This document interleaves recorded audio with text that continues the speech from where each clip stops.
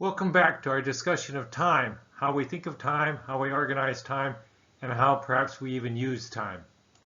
As mentioned earlier, our physical observations of the universe allowed us to begin to create the concept of days, which was planetary time, and was first associated with the observable phases of the moon. Simultaneously, we noticed that there were climactic changes over the space of time, basically our year, and we began to divide those changes into seasons. So we can account for recurring days, and when we designate days past as in yesterday, or months past, or years past, we create the fundamental ingredients for the narrative of history. And when we create the expectation of recurrence, as in tomorrow, next month, next year, we create the ingredients for both the concept of the future and perhaps even faith, the assumption that there will be something ahead of us in the future. Most cultures and civilizations began to collect days and months and years into some sort of orderly fashion, which we'll call calendars. The Gregorian calendar is the calendar used in most of the world. It is named after Pope Gregory XIII, who introduced it in October 1582. Although the Gregorian calendar is named after Pope Gregory XIII, it is an adaptation of a calendar designed by Luigi Liolo, otherwise known as Aloysius Lullius, who was an Italian doctor, astronomer, and philosopher. He was born around 1510 and died in 1576, 6 years before his calendar was officially introduced. Catholic countries such as Spain, Portugal, and Italy quickly adopted Pope Gregory's calendar reforms for their civil affairs. It's important to have a calendar that gives you predictable dates and times in order to initiate and inaugurate various activities such as planting one's crops or celebrating certain holidays, etc. In Europe, Protestant countries, however, the people feared that the new calendar was an attempt by the Catholic Church to silence their movement. It took almost 200 years before England and the American colonies switched over when an act of Parliament introduced the new calendar, advancing the date from September 2nd to September 14th, 1752. Benjamin Franklin famously wrote about the switch in his almanac, and I quote, "And what an indulgence is here for those who love their pillow to lie down in peace on the 2nd of the month, and not perhaps wait till the morning of the 14th. Most of the world today adheres to the Gregorian calendar. However, there are countries which use a combination of the Gregorian calendar and a national civic calendar. North Korea, Taiwan, Japan, and Thailand have civic calendars that are a modification of the widely used Gregorian calendar. The Indian national character, the Hebrew calendar, and the Bangala calendar are the civic calendars used in India, Israel, and Bangladesh, respectively. Iran and Afghanistan share the solar Hiraji calendar for the administrative and religious purposes. They do not use the Gregorian calendar at all. This is the same case with Nepal and Ethiopia, which exclusively use the Vikram Samvat calendar and the Ethiopian calendar, respectively.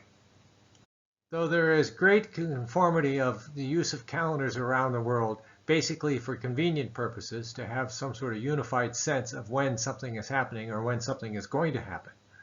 But gradually, for various reasons, humans and civilizations wanted to divide time into more precise and predictable units with which they could organize and schedule all manner of activities. Sundials started the process of dividing the day into different units. In 727, the world's first mechanical clock was constructed by the Chinese Tantric Buddhist monk and mathematician Yi Xing, who lived from 683 to 727. By 1092, Su Sung had constructed his 10-meter-high mechanical water clock. Water, flowing in the scoops, turned a wheel automatically, rotating at one complete revolution in one day and night, basically 24 hours. So there are various ways of creating units of time. My father used to tell me that as he was going to Western boarding school in Beijing, he agreed to go to a Confucian school which met after his normal regular classes. That school was taught by a traditional Confucian teacher who decided to measure the time of their classes by burning a candle. The candle burned at a regular rate, and so therefore, once the candle was lit, when the candle finally burned out, then the classes would be over. Well, my father was somewhat mischievous, and so every once in a while, when he and his classmates decided that they wanted to get out early, he would have somebody distract the teacher. And as they distracted the teacher, he would go over to the candle and he would cut about an inch or so off of the bottom of the candle and replace it so that it would continue to burn. But of course, being an inch shorter, it burned to its completion quicker and class was let out early. The earliest recorded weight-driven mechanical clock was installed in 1283 at the Dunstable Priory in Bedfordshire, England. The Roman Catholic Church should have played a major role in the invention and development of the clock technology.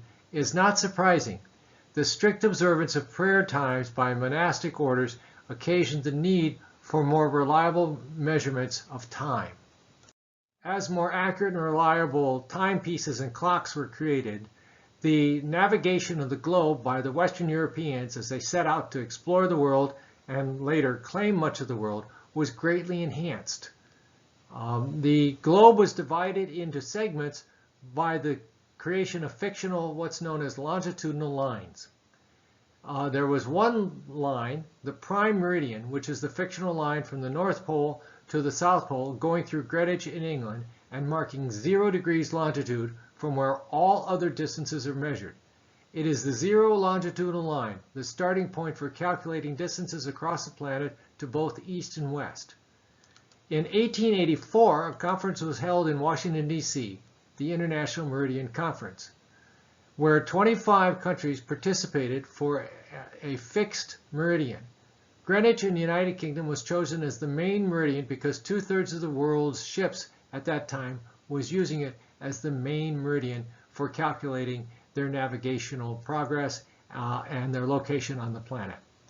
Eventually, this also led to the concept of time zones.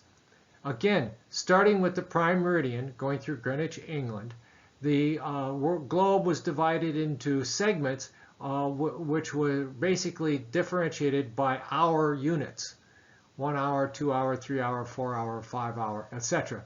And various parts of the globe were included in various time zones so that time could be calculated simultaneously in one part of the globe and also in another part of the globe. On a smaller scale, this concept of time zones was also created in the United States, for example. Now, the impetus for doing that in the United States was the development and the rapid growth of the railroad industry. The railroads needed to be able to calculate and publish schedules of when their trains would leave and when their trains might arrive and so on. And if different localities and different communities in the United States calculated their time differently, then it would be chaos.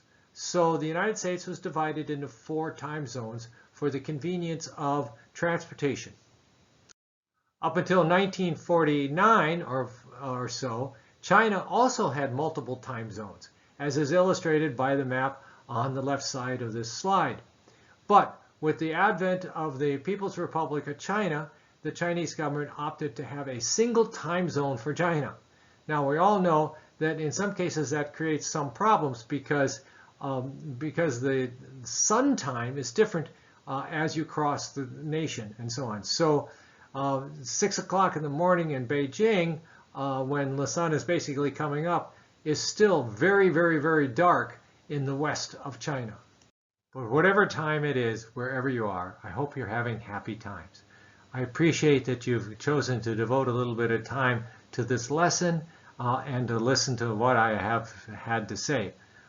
Please be kind, generous, thoughtful, reflective. Please use your hearts and minds for good and useful purposes.